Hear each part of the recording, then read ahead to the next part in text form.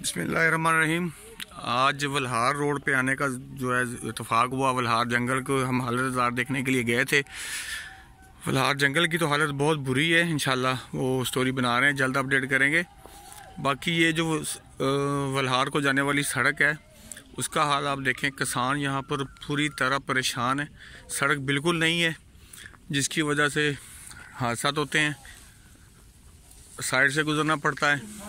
इस सड़क के लिए कई बार मंजूरी भी हुई है मगर कोई भी अमल नहीं किया गया।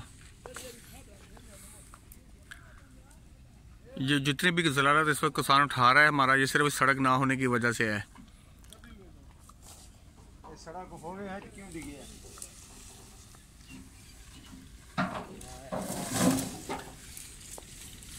ये आप सड़क का हाल देखें ज़रा।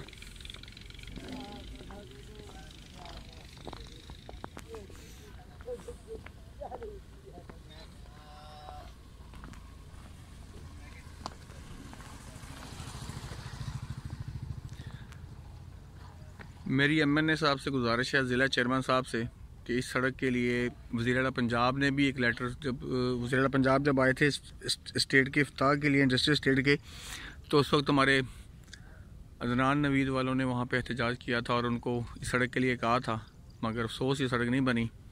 ज़िला चेयरमैन और एमएनए साहब के नोटिस में है, तो मेरी उनसे गुजारिश है कि वो इस सड़क पर खुसूसी तवज्जो दें।